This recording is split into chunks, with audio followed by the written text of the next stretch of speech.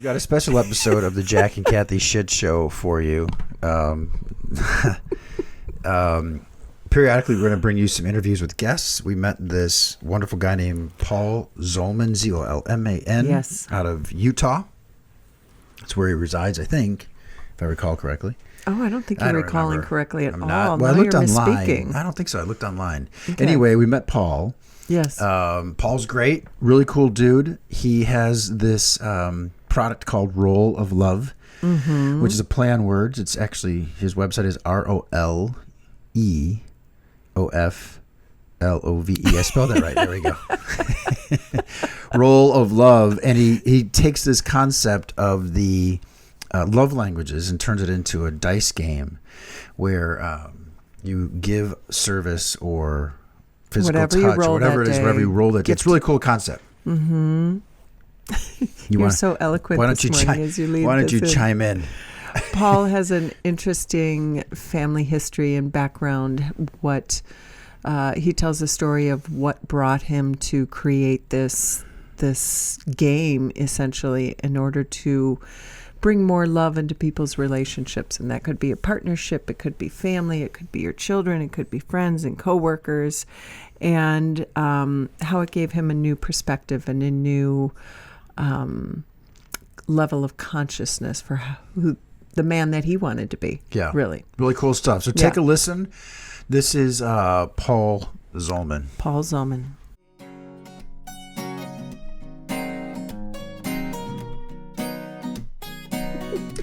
It's the Jack and Kathy Shit Show. And there we go. Yeah, okay, I think if Okay.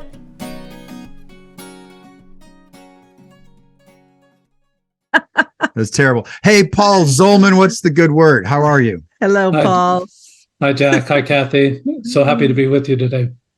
Happy to have you here. Absolutely. Thank you. When we look at the screen, we can see, obviously, we know who you are, what you do. It says Paul Zolman Roll of Love, which I love. Once you explain what it is that you do, it'll all make sense how the word roll has a double meaning for what you do. And There's a very nice double entendre, pun, play on words. I think it's fantastic. So yeah, go ahead. Sorry. Yeah, no, I was just going to say, tell us more about your background and your personal relationship journey, how you got to where you are. Thank you, Kathy. It's actually, I started out in a family that was really pretty angry, and I wanted to move away from that angry culture. That angry culture, Kathy and Jack, looks like there's no boundaries. There's always the put down. You're putting somebody down to raise you up. It's all that culture that has the vocabulary, has the sarcastic humor, it has just all that couched together within that angry background. And abuse is all part of it. It's all, and I did not want to be in that type of environment my whole life. I wanted something better. So I've been searching for a long time. You know, all teenagers at about age 17 or 18 years old say, I'm never going to be just like my parents. And I'm never gonna do what they did. Obviously, unless they're really good parents. But even then, sometimes they'll say, "I'm going to do something a little bit different." And I said that as well. But I found myself having very same habits as my father. My brother had it too. I think it's really a generational thing. That what we do would just stack annoyance on top of annoyance on top of annoyance on top of annoyance until the straw broke the camel's back and there was a flash of anger. It would happen in public. It would happen privately. When it happens in public, it's like you're the one in the swimming pool that had an accident. Everybody scatters. It wasn't me, wasn't me, wasn't me. And it was just that kind of situation. You repel people. And I did not want to do that. Did you have, at what age did you have an awareness that something could be different? Or did you have someone that you met or a mentor that you witnessed or just something? Like, I just wonder, we learn things from our families and sometimes we don't know anything else until we go out into the world. Do you remember that influence or what made you decide within yourself, there's got to be a better way. There's got to be a different way, a healthier way. That's a great question, Kathy. And for me, really, it was my older brother. And so when I was 17 years old, I left home after my junior year of high school, went to live with him. He had two small children, and I'm number 10 of 11 children. And I didn't have any little babies that I could hold and or little children to play with. And it was just really a fun time with them. He was a really good father, except when he was annoyed, and I had that flash. And he also had that same pattern. And so it was scary when you could see that he was flashing, or when he was having being annoyed about anything. And so I wanted to change that pattern, but at that time I didn't have the wherewithal to be able to do anything like that. But I knew that there was a better life, because he was actually doing it. He was a college graduate. My father graduated from 8th grade. So I think education plays a huge part in how you treat your family and anybody around you. Definitely. And it sounds like the influence of seeing those little children and then almost seeing it again through their eyes and what they are witnessing and saying, oh, that can't be good. That just can't be a good influence. Yeah, exactly. They were experiencing much of what I had experienced, that when that anger hits, there's absolutely no regard for anybody, no feelings, no regard for feelings, no regard for emotions, no regard for anything. That it's that person is primo in their own mind, and whatever they do is just what they're doing at that moment in time. And I found it to be a really kind of a knee-jerk reaction, and I wanted to just unprogram me, get this away from my psyche, get it away from just my family, myself, get it away. Yeah. And what was the next move for you? Like, what was the action you took?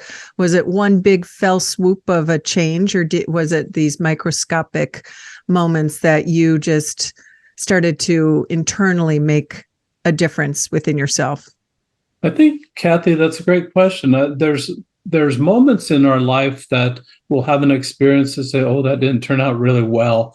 And I actually realized that, at age 35, that paradigm shift started for me, that I thought, I got to stop blaming my father for all this that he passed down to me, or that I absorbed from them while they were living. He'd been dead for 7 years by that time. And I was still blaming my father, even though he's dead. He can't respond. I can't sort it out with him. I was still blaming him, when I realized that I was playing the victim and playing that blame game. I realized this has to stop. I've got to take responsibility. And it was like a wake-up call. Oh, I'm responsible now at age 35 for my own actions. 35 years old. Right. I'm a late bloomer. Yeah. I'm still blooming. Yeah, we're still blooming. Trust me. Stones. I just said to my daughter the other day, I'm like, I don't know how at nearly 58 years old, I still have shit I'm still working on. Yeah. I would have thought when I was young, by this age, we'd have it all nailed down. We all, and you'd be coasting. Right. Who knew that life could get even more challenging than when you were younger, trying to figure it all out. It's beautiful. It's a great thing, but it's we're all still a work in progress. Really, we are. And it's a sobering awakening when it happens. It really is, it's almost a depressing moment, but actually it should be a really enlivening moment, because now you've got that anger that I don't want to be like that. Now you've got that motivation to actually make a change, and you've got all the cause to do it. Was therapy a part of your journey, Paul? I actually went through some therapy, but my family was rather poor growing up. Number 10 of 11 children. I didn't even go to the dentist until I was 19 years old. I had all that hard water that I drank from the tap had no cavities. Absolutely no. It was amazing. It really killed everything in your mouth. The funny thing about that is, I was playing baseball when I was 12 years old, and I was sitting on the sidelines, and this guy struck out, and he got so mad for the last swing when he struck out that he threw his bat, and I'm sitting on the sidelines. I'm watching. It hits me right in the mouth and chips my front tooth.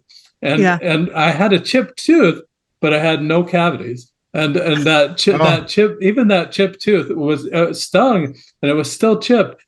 I told you I'd never been to the dentist. Even that chipped tooth wasn't something that my family felt that they could take care of. So going to the dentist and doing those sort of things really was kind of an extracurricular activity. Well, and you're right that therapy is sort of a luxury for those that can afford it, right? Right. Because it's not, it's not inexpensive. It takes means to do that, and even more kudos to you for doing the self work and getting to where you are today. So, did you fix the chip? I did it. See, right. Got it all taken care of. Yeah. I think for a while you had a really cool spitting gap where you could Oh yeah, I shoot did. water out of your teeth or something. The back to the swimming pool again. Yeah, that's right. Yeah, that's good stuff. All right, so now you've got your personal reflection. You realize you want to change pace and do some things differently. Tell us where you migrate to next. So what happens next, really, and then there's several years, but what happens next is that really this anger and some other things were contributory to the demise of my first marriage. So I get divorced. I'm single. I actually have primary custody of the 5 remaining children of 5 of 8. And so I've got custody. And when she's got them on the weekend, I decide I'm going to just have a little fun with this midlife crisis that I have right now. And why not? And so I decided I'm going to go online. And this was way back early 2000. I'd go online and I'd find women that lived in a different city. And then I was in a different town. We'd pick a town, we'd meet, we'd have a date, and then we'd go back home. So I called it destination dating. So I went several places of destination dating: Jacksonville, Florida, Daytona Beach, Atlanta, Georgia, Columbia, South Carolina, Charlotte, North Carolina, New York City, Kansas City, Salt Lake City, Phoenix, Vegas, Cabo San Lucas, Nashville. You're picking all these wonderful places, by the way, buddy. Where's Nebraska, North Dakota? What about Alaska? Well, I'd already been to Nebraska. And those are expensive dates too. Yeah, it wasn't. Some people just need for a cup of coffee. Yeah, no, it wasn't cheap. It was. I spent more than $10,000. But an adventure. It was an adventure for about a year and a half, but then the words of the song start coming to mind. So looking for love in all the wrong places. Yes. And then it just wasn't working. I thought I had a line on someone and I actually moved to Phoenix for that person. It didn't turn out. So while I'm in Phoenix, my ex-wife, this is 3.5 years after the divorce, she decides now she wants primary custody of the last 3 because she was going to go live with her parents. Now, I didn't, as number 10 of 11, I didn't even meet my grandfathers. They were had all passed away before I was even born. But I had a grandmother that was 350 miles west and a grandmother that was 350 miles east. And it was just occasionally that I saw them. So I thought this would be a great opportunity for these last 3 children to actually have an opportunity to get to know their grandparents. And so I relinquished primary custody to her for these last 3 children. And so I'm all alone. Yeah. While I'm all alone, my older sister calls me and said that she had a neighbor that she wanted to introduce to me. She thought I was lonely. Maybe I was. Yeah. I probably was. But well, you're broke too at this point. So yeah, exactly. Might as well pick someone down the block. Exactly. So, and when I find out my sister's 7 hours away and this lady's 7 hours away, I said, you know what, sister, I'm not going to do that because I've already done this destination dating thing. It doesn't work out. Yep. And she's an older sister. Remember, I'm 10, 11. You have to do what your older siblings tell. That's right. In the day, Jack and Kathy, I was the human remote control. I had shorter legs. I had to run up to the TV for my brothers and sisters. Change that channel. Go turn that knob. or the phone would ring. Yeah, the phone ring. Oh, get the phone. You're the answering machine. Yeah, I was all that. So anyway, so she says, "Oh, come on." I said, "I don't want to do it." And so I said, "Well, I'll email her." What kind of relationship could you develop with email? I just was half-heartedly doing it. And she says, "Okay." this lady turned out to be a really good writer, and we were having a fun interchange. So I started to get a little bit brave, and we hadn't called or talked at all at that point in time, just email. Yeah. So I got brave, and as brave as I could be in email. I said, "How many times have you been married?" And she writes back and says, "Counting the 5 that are buried in the backyard." And I roared like with her. laughter. She sounds great. Absolutely. I roared with laughter myself. I thought, I got a live one here. I got someone Right. some with personality. Somebody's got a sense of humor. I want to pursue this a little bit. So I started pursuing it, and we got a little closer. And then I ended up moving up to where my sister was at, and we got more serious. So after we're serious, now it's time for big brother approval. Always have to have that as the number 10 of 11. Yeah. And so went up to my brother's house, 300 miles north. And first thing that happened when we went in the house is that my sister-in-law pulls her aside and says, the only emotion that the Zolman family learned growing up was anger. At first I denied it, said, it made me mad. Right. And she's like, with anger. Wait, what? hello, prove my point. Yeah, exactly. So I'm busted. And so I realized at that point that this really can be a turning point. I can either stop that reputation or that perception that people had of the Zolman family, or keep it going. And I realized that this is be a perfect opportunity to just stop it. So I started realizing, well, what would be the opposite of anger? And just realize that I need to be more loving and just pursue kind of loving attributes, try to get into a loving culture. So I started reading the color code and then the 5 love languages. And I really liked the principles of the 5 love languages.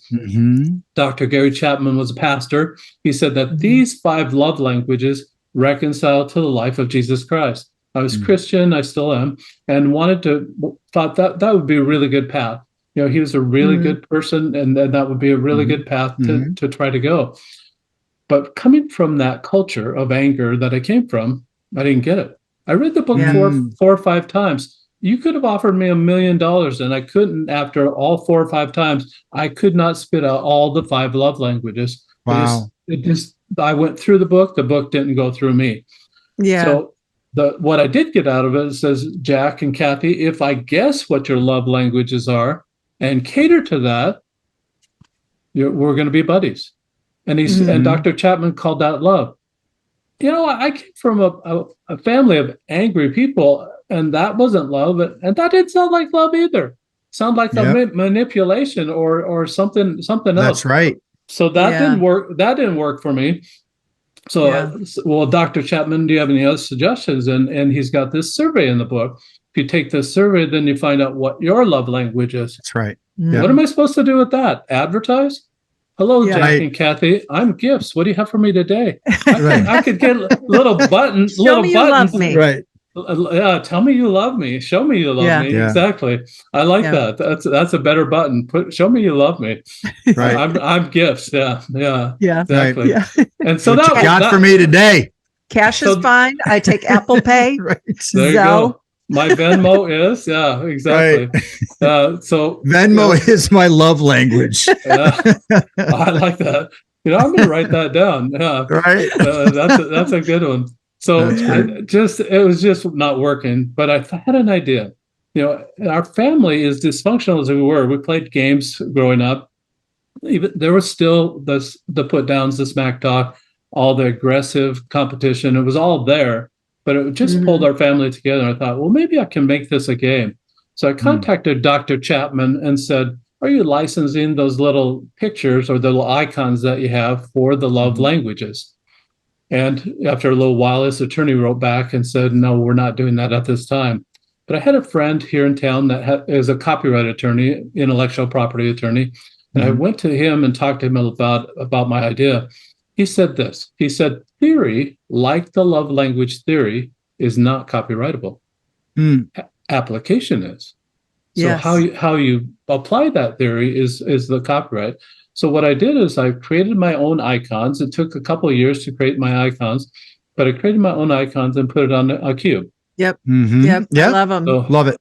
So it's very clear what each one was. You selected very, very. That's the Venmo one right there. Yeah, that's the Venmo. No, that's not the Venmo. No, that's Right. service. That's service. That's service. Yep. I guess that could be service. You could Yeah, service. that's words. love language, this is words. the words. That. Gifts. Yep. It's like gifts. Well, I can't see. No, it's an Oh, that's a hourglass. time. That's time. The gift Okay, of that's an time. hourglass. Quality time. Yep. Sorry. Quality time. That's Those are gifts. Yep. yeah. There's your better gift. now. Yep. And then the last one is touch. Physical touch. Yep. Touch. So yeah. five love languages, 6 sides on the cube. This one surprised me. Yeah. So there's just 2 instructions. You roll the cube every day. Whatever it lands on, that's a love language you practice giving away all day that day. Yeah. All day. I love that. All day to Mhm. everyone. So remember, I'm single at the time and don't have a significant other. I said, Dr. Chapman, who in the heck am I going to love? And then I realized, oh, I guess I just have to love everybody. And for me, it was absolutely perfect. I needed something that was absolutely consistent. I don't know anybody that is with their significant other 24/7. Some people say, thank goodness. Others just like being together, and they're the thank goodness couples, and they're out there. But anyway, I had to develop a consistency, a different discipline, a different habit to replace what that angry habit was of stacking all the annoyances till that flash of anger. So what this did for me is I now roll the die, do kindnesses every day. And now I stack kindness on top of kindness, on top of kindness, on top of kindness. And what that does is stair step you to higher laws of love. These really become the basics that everybody should know. This is the foundation that everybody should have. They should know all 5 love languages. And by rolling the cube over a 30-day period, you will have given away all 5 love languages so that you know them backwards and forwards. That's quite different than what Dr. Chapman has in his book. And you're just trying to learn your significant other and practice giving that to them. This is different. Giving it to everybody and watching when they light up. When they light up, now you've discovered what their primary, secondary love language is. No longer do you have to have those awkward moments that say, excuse me, could you pause this relationship for a minute while I have you take this survey so I know how to love you? You don't have to do that anymore. No more awkward. Yeah. You know what's interesting as you say this, Kathy and I are big fans of Dan Buettner and his Blue Zones lifestyle. And not sure if you're familiar with it, but he's got a Netflix documentary that highlights places where people live to be 100. And most people associate such things with genetics or diet. And what he demonstrates is that it's a lot more than that. So it's community, it's socialization, it's certainly those things, diet. One of the things he talks about often is charity, and that we find more peace when we actually give things away. So it's interesting when we talk about the love languages, because when I first read the book, probably 8 years ago, Paul, I, like you, felt awkward when I was trying to have a greater connection with my children, because it was right after my divorce. And like you, I felt that, how do I ask the kids to take this so that I can respond to them better and then not feel like I'm manipulating them, right? So that took some practice. I just recall also giving it to people at work, because the love languages has one for coworkers. It's just a very awkward place to be. And I promise I will land this plane. It's a very awkward place to be in, to say, hey, like you just said, hey, can you do me a favor and take this so I know how to respond to you better? And when I dove deeper into the love languages, sometimes mine, I know what my primary ones are, right? And gifts is not one of them. However, it sure is cool when Kathy gives me a gift, right? And so I love the concept that the role of love, ROLE and ROLL, presents. It says, rather than me try to understand and respond specifically to you, I'm just going to give that away today. I'm just going to give away, well, physical touch may be a little awkward with people you don't know, but you know my point, right? I'm going to high fives, exactly. But I'm going to do that. And I like the concept that you've created of, I'm going to give this away today. I'm going to be I'm going to lead with kindness. I'm going to lead with love, and I'm going to show up. And however that spreads itself, it spreads. I love that concept because we can't always ask and try to navigate. And even if I know Kathy's is physical touch, that may not be the day that matches for her, right? That card that shows up where she may not be might be a gifts person still warms her. So I love this concept.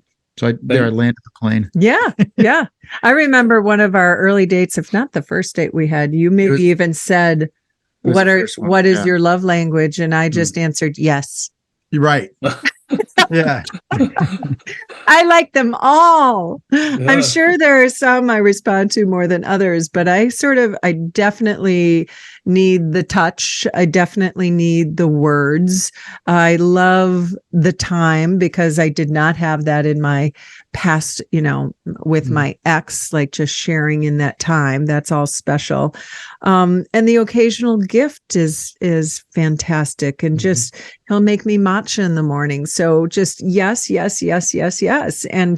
And have you, in your experience, ever found that you are expecting a certain reaction when you give of yourself in this way, or you're trying to be very conscientious to be giving in your environment, and sometimes it meets a wall, be that a relationship, a coworker, a family, a friend, or something?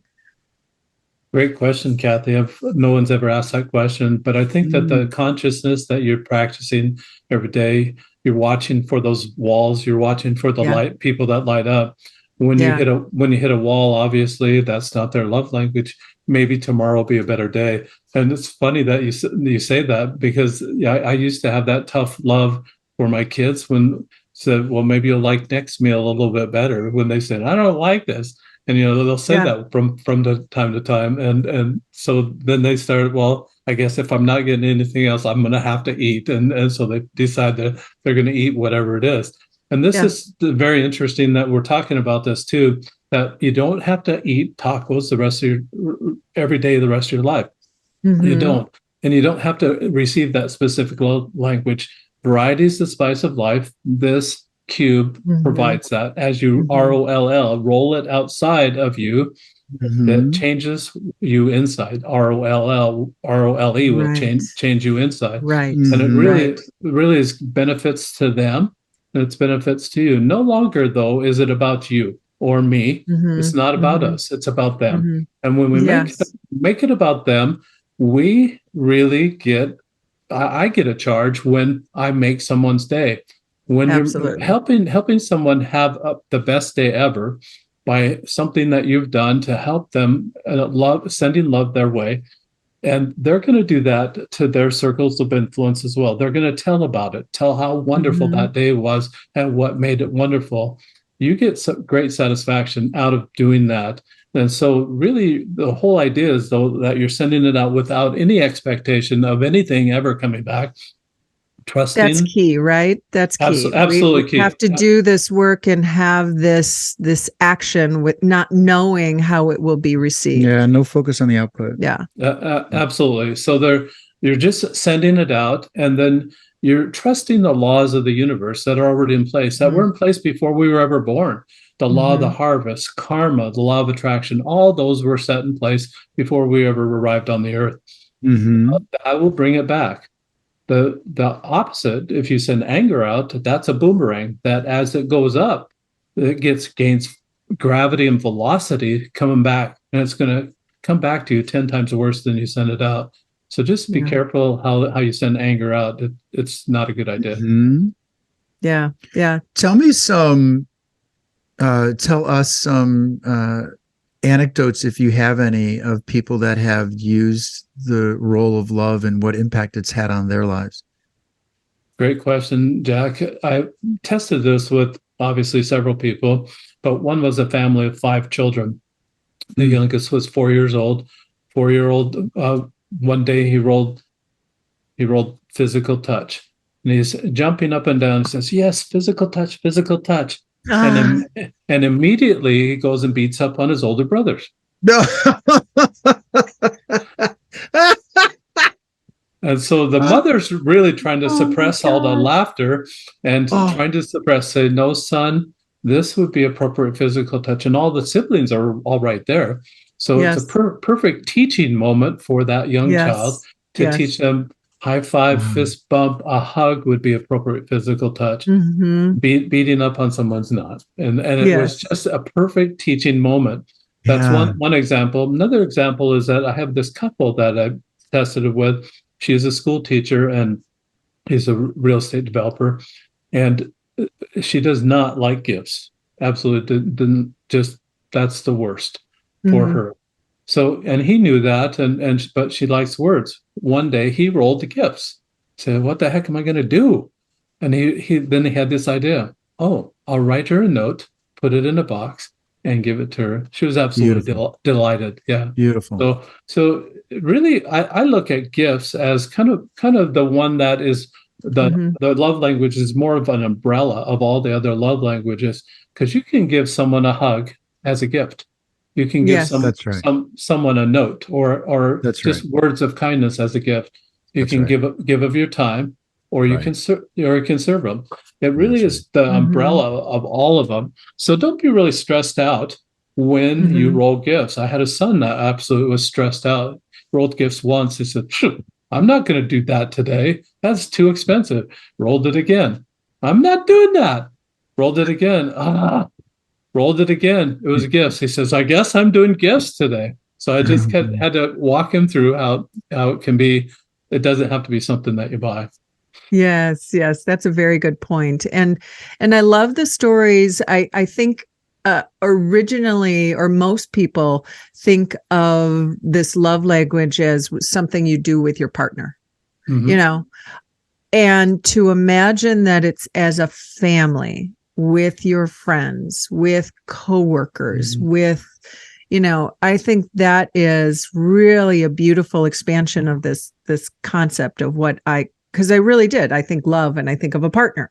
And Mhm. that's not the case. We can Yeah. spread that love and to everyone that we come in contact with. So that's really cool Well, that the children were doing it too. Yeah, two things to that. It worked for me and my kids. I mean, when you think you know your kids as a parent, right? And again, I don't want anyone listening to feel that when you turn towards someone that it's duplicitous anyway or deceptive. And so in the story I'm telling you, it might sound deceptive, but when my youngest son was over at the house, he was probably sophomore in high school. I'd asked them to take the love languages because I really wanted to hone in. And if they were more like Kathy, where they were just broadly expanded through all of them, I went, okay, I've got an idea of how to respond. But my son was very specific, 90% on both and then 0 on 3 others. Quality time and physical touch. Now he's also 6'3", 200 pounds, big muscular kid, plays college sports. So of course at the time, and he was relatively big then too, I'm going, how am I going to do physical touch other than fist bumps, right? Because I sensed there was more than that. Well, where I'm going with this story is there was a day when I needed work done at my house. We were divorced at this point. He was with his mom. He was coming over to visit. And I really wanted to get work done. I had a list of things to do. And so quality time is not his, right? Mm-hmm. So I said, hey, oh no, I take that back. Yeah. Anyway, it was physical touch and quality time. So, but that has to be on his terms, right? Not mine. Mm-hmm. So I said, hey, I've got a list of chores today, but what would you rather do? Is there something else you'd like to do? Because I don't have to get this done, which wasn't true. I had to get it done, but I want to turn toward him. And I think that's, to me, the biggest lesson of this role of love. Mm-hmm. So turning toward others. So I said, what would you like to do today? He said, we haven't played catch in a while. He said, baseball catch with a mitt, right? All that kind of shit. Just play catch, have a catch. I said, oh, let's do it. So we go have a catch. We're having a ball with that. And I said, you getting hungry? And he went, oh man, I'm starving. And he loves this one place that I was never a big fan of down the block from my house. So he goes, I'd like to go to that restaurant and have a burger. So we go over there, have a restaurant, have a burger, come back. I said, what do you want to do next? And he gives me this, what's going on today? Right. And I went, well, let's just hang out with you. I'm just glad you're with me. He said, well, I'd really like to watch this TV show because I haven't seen the latest episode, whatever it was. I said, you got it. Let's sit down and watch it. He falls asleep on my shoulder. I'm about to get weepy here. Mm. There's a big kid falls asleep on my shoulder with his arms kind of like this. He hadn't done that since he was 6 years old. Wow. Yeah. And then it dawned on me that I just responded in a way that met all of his needs. And so my point is, now coming full circle to what you do, I love that concept of saying, I'm going to show up for somebody else, despite the fact that I have all these personal needs. Because that's sometimes the hard part about all this, right? Is I need my love. I need my stuff. So I think it's really cool that the love languages worked with my kids. I like to expand it even more, where it'd be fun if, and we don't have a family per se anymore. We've got everyone around, but it'd be cool to use this at Christmas time, for example, or during the holidays, that in the same way we have the 12 days of Christmas, the 12 roles of love, right? Mm. Where we give you some ideas there, Paul. Yeah, nice. I like it. But it's really talking about giving up of ourselves in some capacity and using the love languages in your particular die to do that, the role of love. So anyway, I think it's really cool what you're doing. I love the idea of how families can integrate this in their lives, and it's worked for me. So I appreciate all that you're doing. Have you found that people that do this, like, again, I guess I'll think of a couple, communication is such a huge part of a solid relationship, right? I imagine that this die, rolling the die, and the love languages and the exercise engages people to communicate in ways and at levels and depths that they hadn't. Absolutely, Kathy. And that's a really good point. Something that happened for me is that after learning the 5 love language, now by giving it away, now I got that peripheral vision to see it when it comes my way. Prior to that, I agree with Dr. Chapman that most people will give what they like. They'll give it away in hopes of that reciprocity. It's not. This is not a reality show. This is not Let's Make a Deal, and it's not not a transaction. Yeah, transactions are business. This is sending love out. So if you send it out in hopes that it's coming back, it's a transaction. It's not, doesn't have that purest part of love that you really need. You need sending it out without regard of it ever coming back.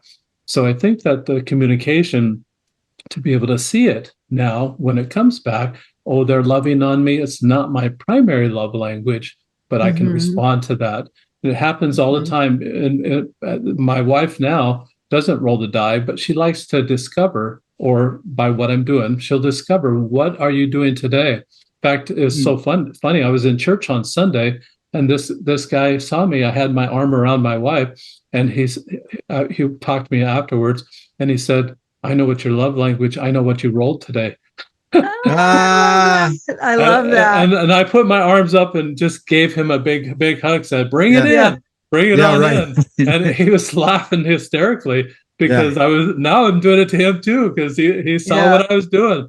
And so that's cool. It's really funny. Really cool. Yeah. So that type of communication really works well. I loved your story, Jack, too, and about your son. And as far as sports go, football players really like the chest bump. And that might be something you want to work. Yeah, I'll try that next. Yeah. Just jump up a little bit. Yeah. I'm afraid it might hurt myself. It's worth a try. Or you can let him do the jumping. Right. Yeah. Right. Hey, tell me. Yeah. I'm sorry. Go. You go. Or you could just do a fancy handshake. Do come up with something. A 10-step handshake, and that really is unique to just those two individuals. That's right. And that's the best, one of the best physical touches that you can do. I love it. Just create one of those handshakes. Well, let's talk about, good segue here. What are some other ways that role of love can be used? You mentioned, obviously, rolling it for yourself during the day. You've mentioned that families can use it. What are some other applications you've either would suggest or you experienced? Great question, Jack. What I'm doing right now is I'm testing it in the school system.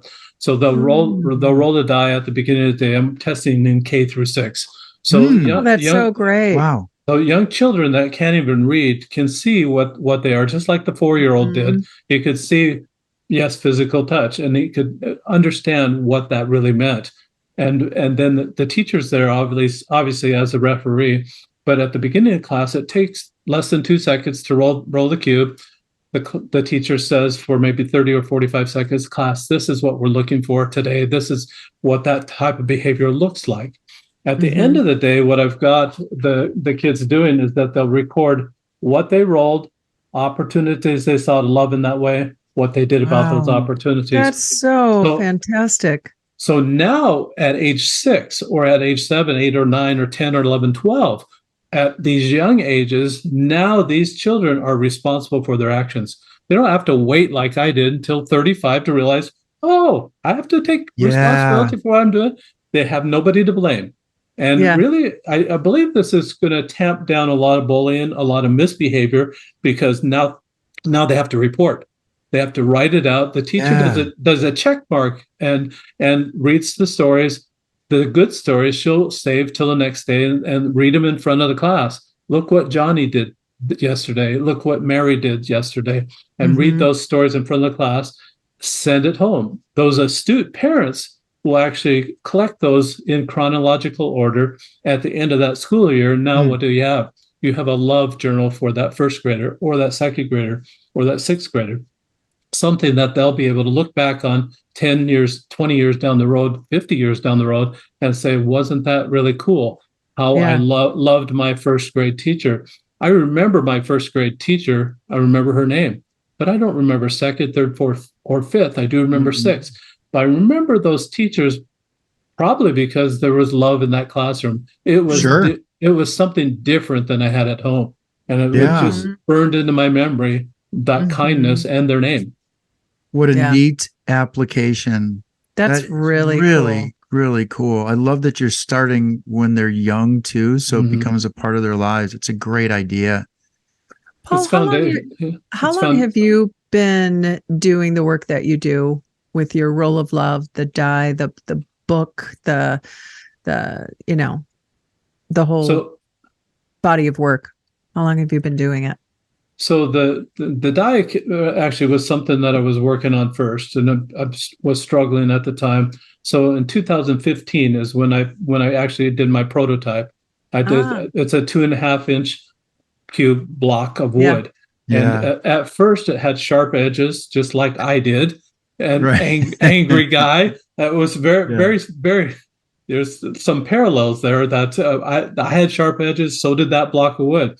But I found that with the sharp edges on the block of wood, if I put physical touch on top, and that's what I wanted for that day, I just have to roll it and it would just come up. It was like a weighted die. It would not roll very good at all because those are sharp edges. It would come up physical touch. I could choose what I wanted that day. It wasn't working well at all. So I had to round off the corners and just make it a little less sharp. And then it started to work. Like I said, it took 2 years for the artwork, for the icons for this one to come together. And so I got this copyrighted in 2017. The book, I was taking this around, going to mental health specialists, and they were saying, you've really got to have an instruction manual on this because it's quite different than what Dr. Chapman was doing. And quite a different philosophy, quite a different way that it's presented. And so I needed that instruction book. And so last year, I talked to one of these mental health therapists, and he suggested that I write a book. His actually endorsement of the book writing is the first endorsement within the book. And so the book is published just this year. Nice. Oh, it's great. Very nice. Oh, that's awesome. Paul, we have absolutely loved talking with you. Thank you. It's been a great conversation. So as we wrap up here, and we hope to see you again in these airwaves called the Jack and Kathy Shit Show.